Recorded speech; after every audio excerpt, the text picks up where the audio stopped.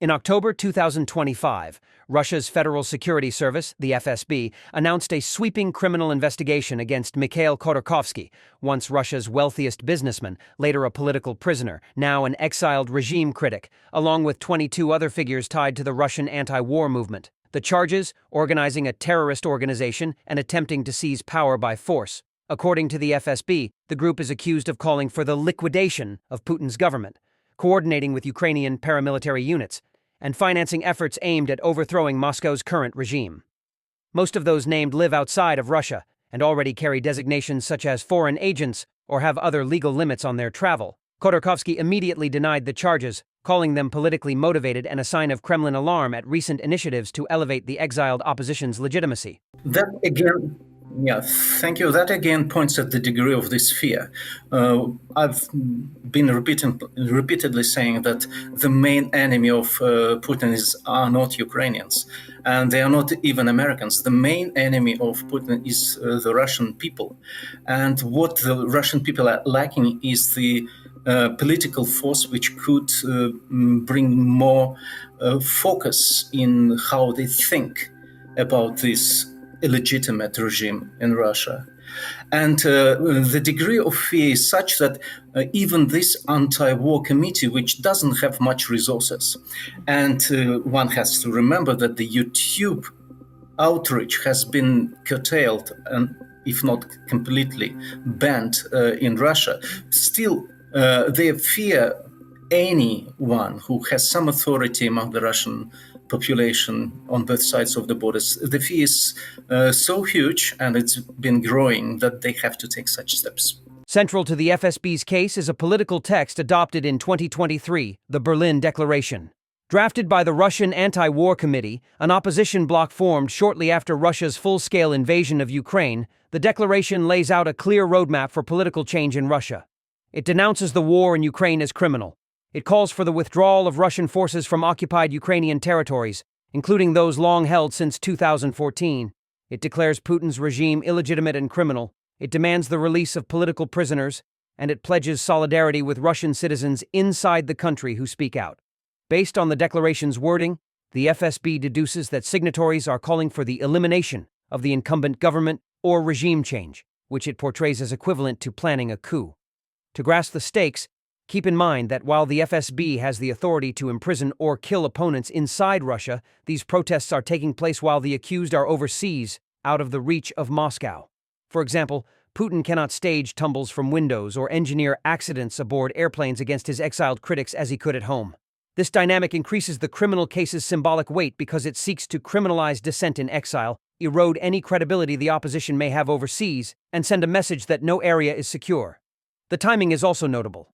Just shortly before the Parliamentary Assembly of the Council of Europe, PACE, had voted to create a platform for dialogue with Russian democratic forces in exile, a development the Kremlin likely viewed as a growing threat. Indeed, the FSB statement explicitly cites that European initiative as part of its rationale for the case. Opposition figures named in the case include prominent voices such as Garry Kasparov, Vladimir Kara-Murza, Mikhail Kasyanov, Ekaterina Shulman, and multiple economists and activists associated with the anti-war committee. Some had previously signaled interest in the new PACE platform. But the opposition landscape remains fraught. Relations between various exiled factions, especially those associated with the late Alexei Navalny's circle, have been largely divided. Analysts suggest Moscow may also be attempting to exploit or widen those rifts. So why exactly is this such a big deal? And why now? First, Russia's economic condition is under stress, undercutting Putin's ability to deliver prosperity and fueling discontent at home. Threats to his legitimacy, whether from domestic unrest or external critics, are more dangerous in such a moment. Second, the Kremlin has long treated its own people as the real threat. It sees the Ukrainian army and NATO as external enemies, but the people at home as the potential undoing. By criminalizing dissent abroad, the regime draws the line. Any alternative narrative or leadership must be stamped out. Third, the broader international environment is evolving. As European leaders increasingly speak publicly of regime change as a pathway to peace in Ukraine, Moscow's circle may feel cornered and desperate to delegitimize any potential alternative. started this war on hyper-optimistic assumptions. He thought that he was going to have a coup in Kiev, that it would take 3 days, that Ukrainians will welcome him with open arms because they are just misguided Russians. All of those assumptions proved to be incorrect, and he's mired in a war which is destroying Russia's future, which has already cost 1 million dead and wounded. And the trouble is that he can't admit the mistake to himself or to the Russian people. These colonial wars usually take about a decade. They only end when the aggressor concludes that he can't win. And usually they are ended by a different team than started it. That said, several caveats must be noted.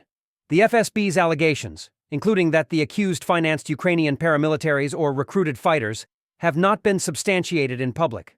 The Berlin Declaration's usage as evidence of coup planning is highly interpretive. Opponents contend it is a political declaration and manifesto rather than a plan for armed rebellion. Furthermore, several experts warn against overestimating the unity and coherence of the exiled opposition, as important opposition groups, especially Navalny's circle, did not formally accept the Berlin Declaration. However, even shaky partnerships and the rhetoric of transition can be enough to justify crackdowns by Putin's security apparatus. Looking ahead, a number of situations are possible. This case might be used by the Kremlin to strengthen rules on extremism, speed up internal purges, and increase pressure on anyone who has even a passing connection to the 23 people. Moscow may also try to dissuade European institutions from including opposition voices by branding them terrorists. The broader risk is that this prosecution further isolates Russian exiles, suppresses transnational opposition, and reinforces the narrative that no center of alternative legitimacy is acceptable to Moscow. For dissidents, the message is chilling. Even exile may not guarantee immunity. In short, Putin's panic appears palpable.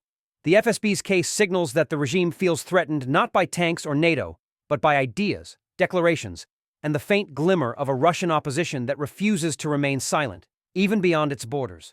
And in how they respond, the Kremlin may reveal how much confidence it really has in its own grip on power.